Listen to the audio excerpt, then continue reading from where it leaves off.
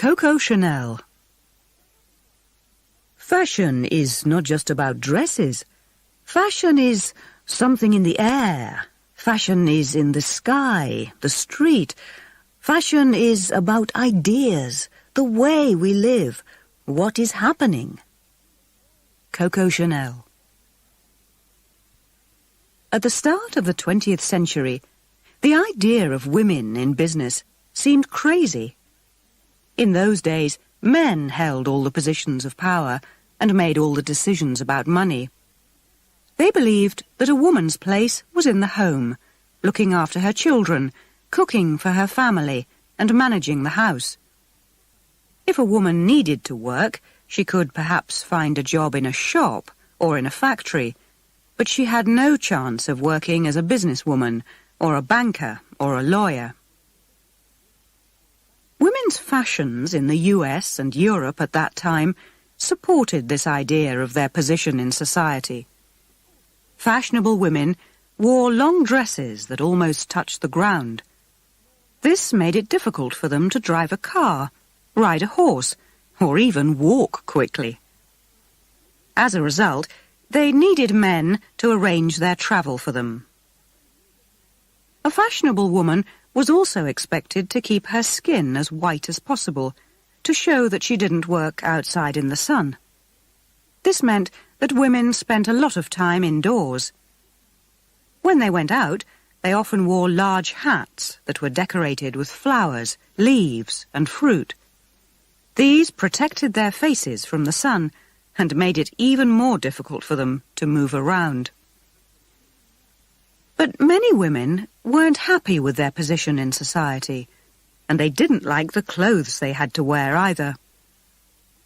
One of these people was a French woman called Gabrielle Coco Chanel. When she went into business in 1910, she planned to change the clothes that women wore. But over the next 60 years, she did much more than that, as she became the richest and most successful businesswoman of the century. Coco Chanel had no experience of business when she opened her first hat shop in Paris in 1910. She was only 27 years old, and she came from an ordinary family. When she left school, she worked for a dressmaker for a short time. Later, she tried to become a singer in a nightclub, where she was given the name Coco. Coco was an attractive young woman. She always dressed well, and she was good at making friends. Although she didn't have any money, she mixed with fashionable, successful people, and her boyfriends were often rich young army officers. One of these was a handsome young Englishman with a big black moustache called Boy Capel. When Coco asked him to lend her some money so she could open a shop, he was surprised. He had never heard of a woman in business before, but he liked the idea. "A woman in business?" he said. "That sounds fun. How much do you want?"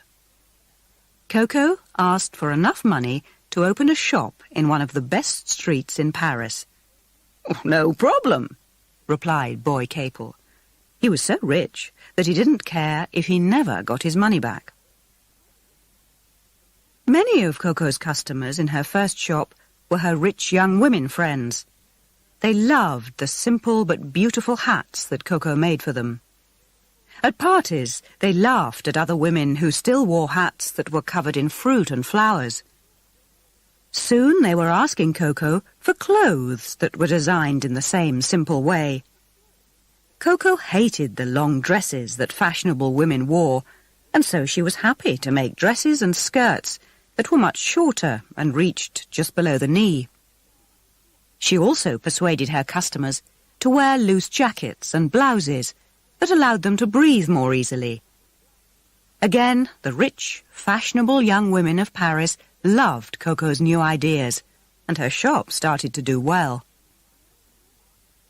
In 1913, Coco asked Boy Capel for more money because she wanted to open a second shop, this time in the French seaside town of Deauville. In summer, the streets of Deauville were full of fashionable people from all over Europe, Russian princesses mixed with English ladies and the daughters of German businessmen, and they were all looking for clothes in the latest style. After her success in Paris, Coco was sure she could offer all of them something special. She was right. The young women in Deauville loved her simple hats, loose jackets, and skirts and dresses that reached just below the knee. Coco made plenty of money in her first year in Deauville, and in her second summer she expected to do even better. But then, for everyone in Europe, everything went wrong. In June 1914, in Sarajevo, Bosnia, a young student called Gavrilo Princip shot and killed Archduke Franz Ferdinand, an important person in the Austrian royal family. 2 months later, almost all the nations of Europe were fighting one of the worst wars in history. In August of that year, the German army marched through Belgium and into the north of France. The French army was not prepared for this, and soldiers rushed to defend their country. The British army quickly came to help, but the situation looked very dangerous. Many rich French families rushed from the north of France to the expensive hotels of Deauville to get away from the fighting. Some people were frightened, but most were in a good mood. "Don't worry," they told each other. "The war will be finished by Christmas." But after a few weeks, it was clear that they were wrong. More and more men left Deauville to go and fight in the French army. Soon the expensive hotels were changed into hospitals, full of soldiers who had been hurt in the fighting. The rich French women of Deauville saw that it was their duty to help the French army, and many of them took jobs as nurses in the hospitals or did other kinds of war work.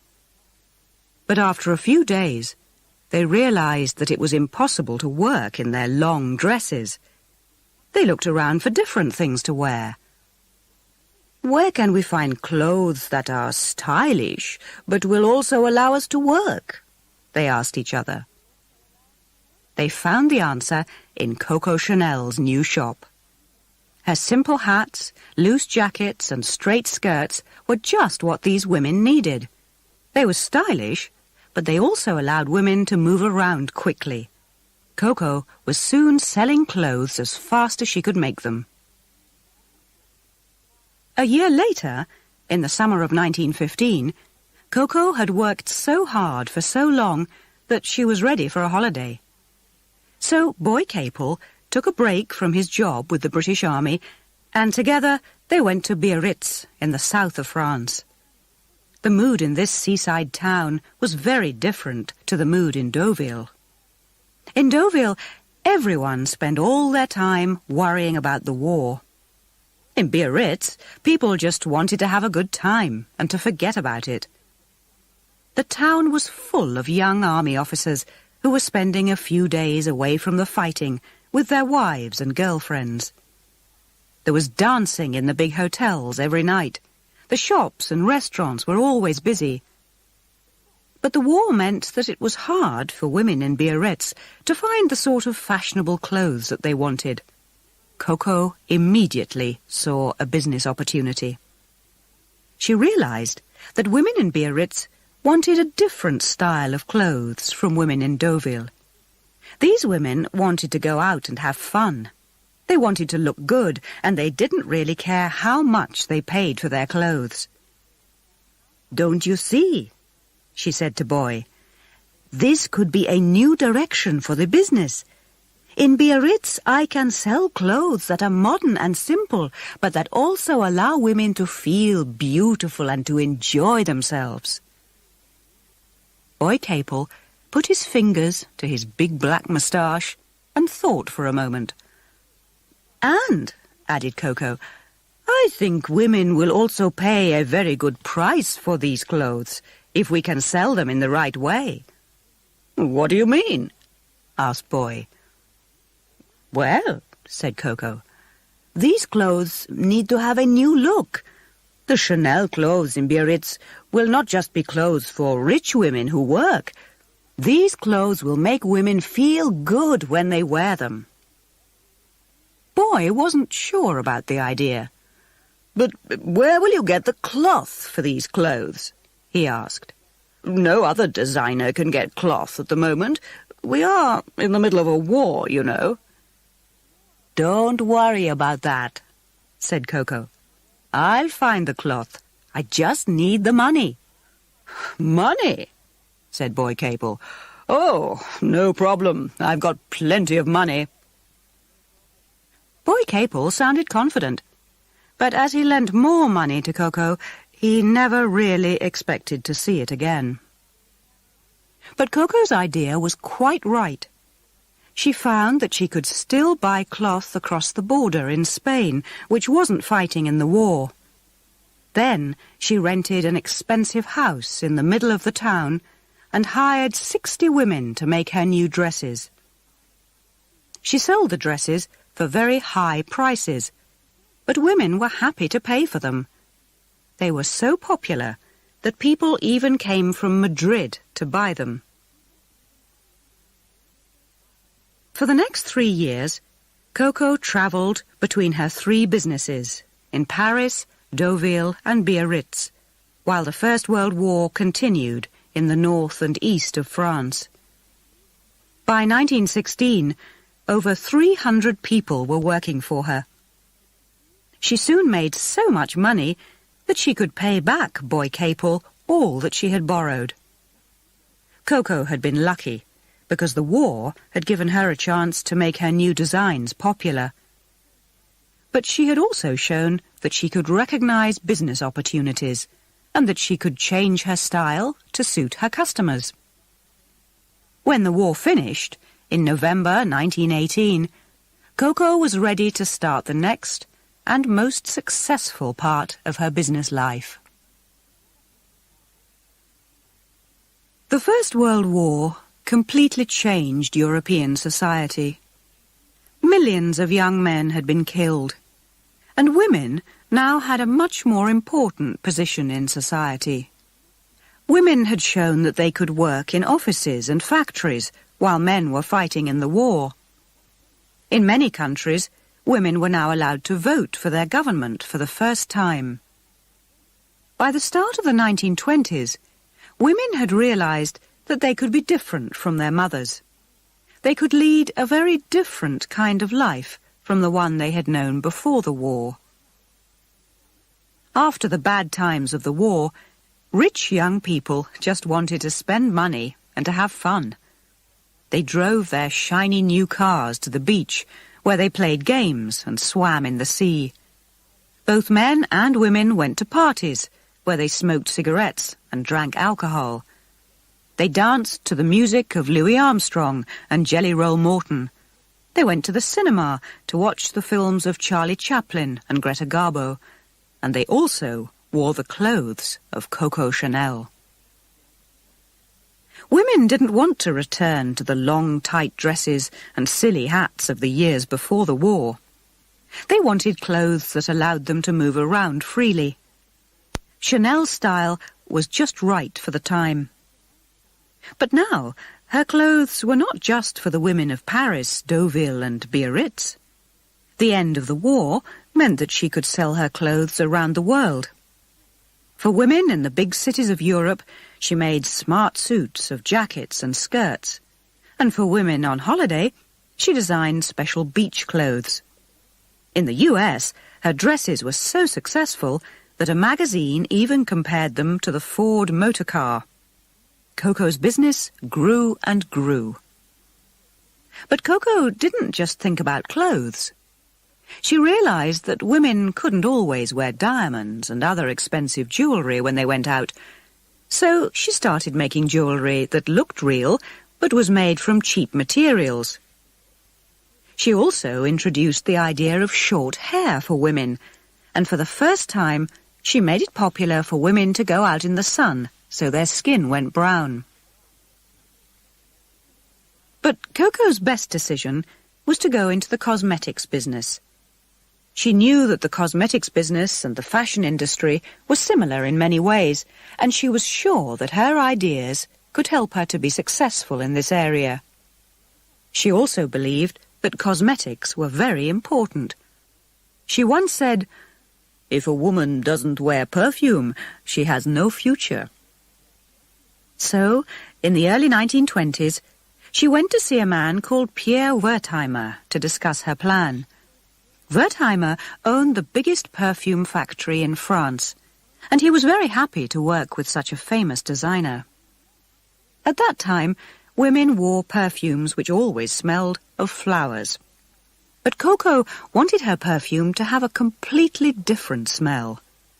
Together, Wertheimer and Chanel invented a new kind of perfume, and they decided to sell it in a simple, square bottle. They agreed to give it Coco's name, and she added her lucky number. The result was Chanel No. 5, the most successful perfume of the past 100 years. As Coco grew richer and more successful, she mixed with the most famous people of the time. She loved to be with artists, and she made clothes for shows at theatres in Paris, where she worked with Jean Cocteau, Pablo Picasso, and Sergei Diaghilev. These people all admired Coco's work and understood what she was trying to do. Coco worked in fashion according to rules that seemed to have value only for painters, musicians, and writers, said Jean Cocteau. But Coco didn't just mix with artists. She often went to parties where she met important people like the future King of England, the Prince of Wales, and Britain's future war leader, Winston Churchill. And after her boyfriend of the war years, Boy Capel, was killed in a car crash, she was often seen on the arm of rich Russian and English lords. For Coco and her friends, the 1920s were the happiest 10 years of the 20th century. But the good times suddenly ended in October 1929, when the stock exchange in Wall Street, New York, crashed. Share prices fell and fell and fell. The world economy was badly damaged. Thousands of businesses closed, and millions of people lost their jobs. For most people, the Wall Street crash was a disaster, but not for Coco Chanel. While ordinary people suffered, the richest people in the world still had money, and they still wanted expensive, fashionable clothes. Instead of making cheaper, simpler clothes, she started to design even more expensive clothes and to use real diamonds in her jewellery. Coco had remembered the lesson of Biarritz. In times of trouble, the secret of success is to help people to forget their problems. In these bad times for the world economy, other successful people remembered the same secret. One of these people was the great Hollywood film producer Sam Goldwyn. As ordinary people in America got poorer and poorer, he realized that they wanted to see films about a different kind of world. They wanted films that showed the wonderful lives of rich, beautiful people. They wanted to go to the cinema and get away from their problems. Goldwyn decided that people in his films should wear the best and the most expensive clothes in the world. And so he went to the top fashion designer in the world, Coco Chanel. Coco understood his idea immediately, and she was interested. "How much will you pay me?" she asked. $1 million, said Goldwyn. With an offer of so much money, how could Coco refuse? She went to Hollywood, she met the film stars, and then she started work on their clothes. Everyone waited to see the results. The first film was called Tomorrow or Never, and its star was Gloria Swanson. In the film, her clothes were beautiful, but they were quite simple. When the film was shown in the US, people were surprised. They had expected something more for $1 million. When an American newspaper wrote about the film, it said, "Chanel wants a lady to look like a lady. Hollywood wants a lady to look like two ladies." Chanel kept the money, but Sam Goldwyn decided not to use her clothes again. Back in Paris, Coco had more problems. The French economy was in a very bad state. People without work wanted jobs, and the people with jobs wanted more money. Bosses like Coco had everything, while it was hard for many French people to feed their families.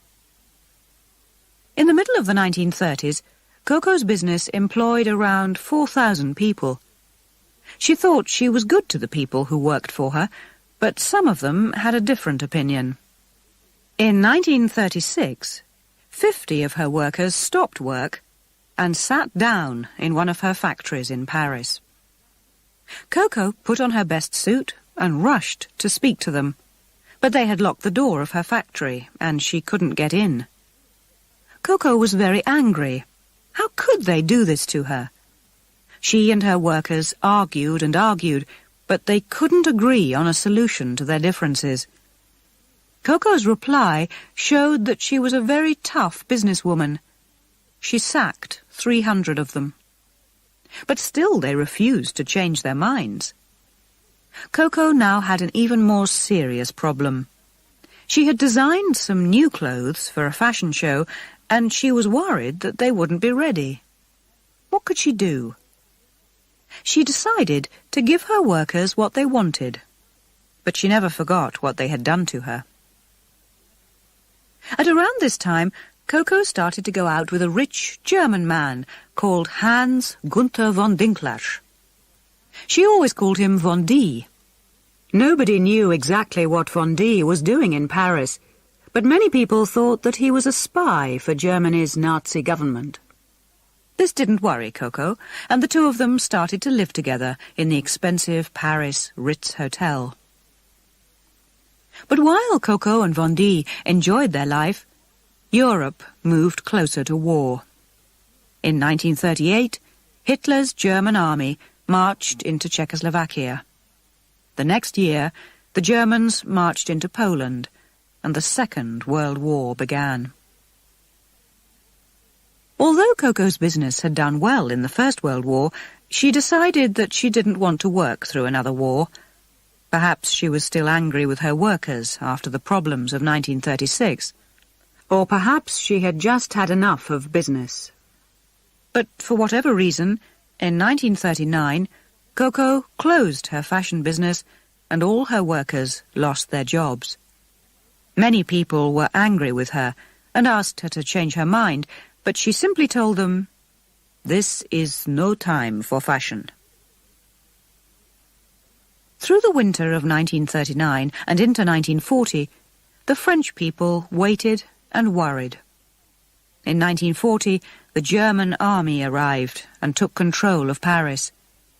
Many French people started secret groups and continued to fight the Germans, but not Coco. She was happy in her rooms at the Ritz Hotel with her German boyfriend, and she just wanted to enjoy her life. The war hadn't closed the theatres and shops of Paris, so she could still go out and do what she wanted. But as her fashion business was now closed, she needed to find other ways of making money. She knew that her perfume, Chanel No. 5, was still very popular with the French and German women who were living in Paris. She also knew that her partner in the perfume business, Pierre Wertheimer, had left France to get away from the war and was now living in the US. Coco thought she saw an opportunity to take control of the whole perfume business. But although Wertheimer was on the other side of the Atlantic, he was not going to allow this to happen. Chanel No. 5 made him so much money that he didn't want to lose control of it. Coco, Wertheimer, and their lawyers started to argue about it. But while Coco and Wertheimer fought for control of Chanel No. 5, the Germans were slowly losing control of the war. In June 1944, the British and the Americans landed on the beaches of the west of France and started to move towards Paris. 2 months later, they were just outside the city. The Germans realized that they were beaten and started to leave. The people of Paris opened the doors of their houses had parties and danced in the streets. But Coco wasn't so happy. She knew that many French people were angry with people who had helped the Germans in the war, and they wanted to punish them. Would they want to punish Coco? She wasn't going to wait to find out. When the war ended, she left France and went to live abroad. For most of the next 8 years, Coco lived quietly in Switzerland. She soon found out that she was so rich that she didn't need to work. She continued to argue with Pierre Wertheimer about the control of Chanel No. 5 from her new Swiss home. But when he returned to France after the war, they found a way to solve their problems. Wertheimer kept control of the perfume business, but he agreed to pay Coco 2% of the money from sales of the perfume around the world. This meant that Coco was now earning around $1 million a year, and she didn't even have to get out of bed in the morning. As the years passed, some people still remembered the beautiful Chanel clothes from the years before the war, but they soon forgot the rich old lady who had designed them.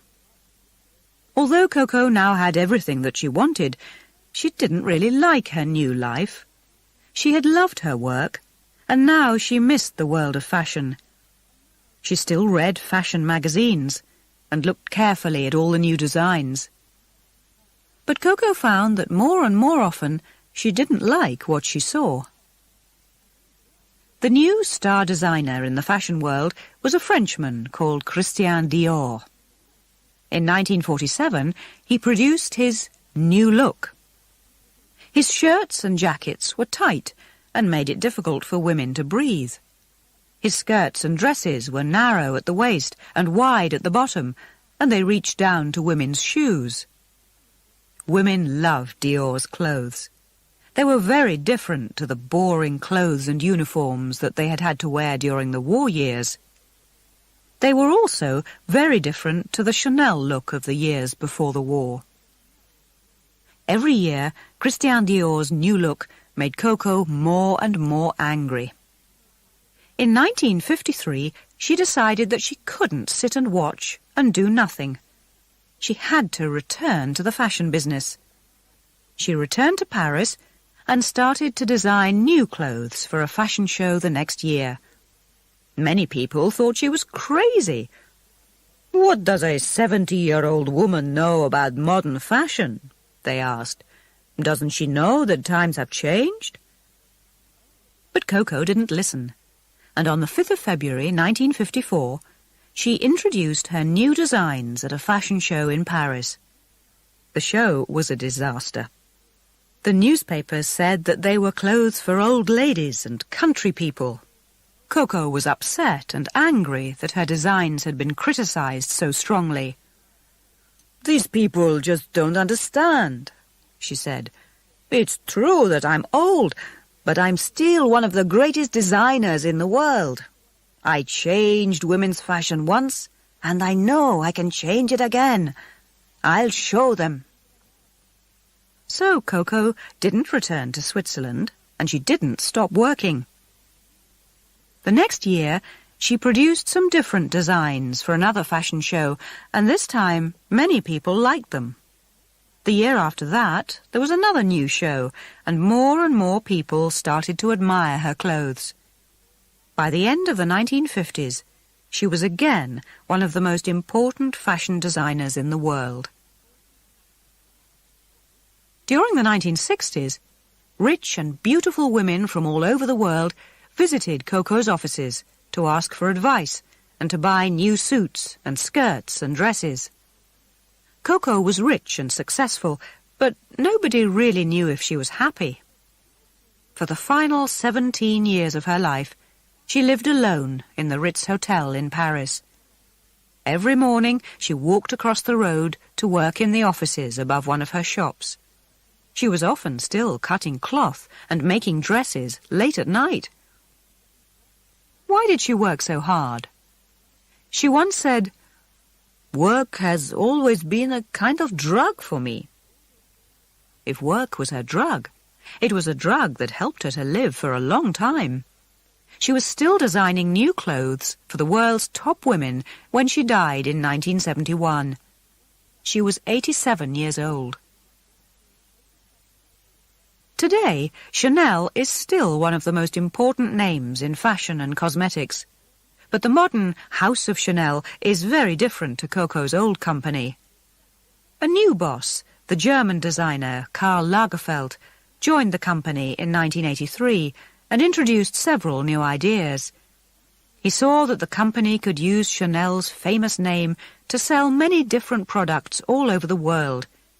Soon the company had shops in over 40 countries. The Chanel name was on hats, belts, jewellery, clothes and handbags, as well as on many different kinds of cosmetics. Chanel's products were bought by many more women than ever before. But if Coco was still alive today, she would probably be pleased with many things about the modern company. She could walk into the best shop in any big city in the world and buy her Chanel No. 5 perfume, and it would still be in the same square bottle. She could walk into a Chanel shop and still find smart suits and beautiful dresses in the simple Chanel tradition. In her work as a designer, Coco Chanel loved simple styles because she believed that a woman was always more important than the dress that she wore. "Dress badly," she once said, "and people will notice the dress. Dress well, and people will notice the woman." In her life, people noticed Coco Chanel, not just because of wonderful clothes, but also because she was the first and most successful international businesswoman of the 20th century.